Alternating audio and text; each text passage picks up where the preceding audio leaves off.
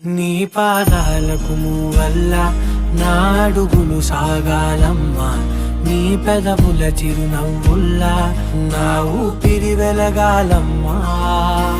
నిరంతరం నీ చంటి పాపల్లే ఉండాలి నేనన్నాళ్ళకి, నిన్ను దిలెంతగా ఎదగాలనుకోనే అమ్మా.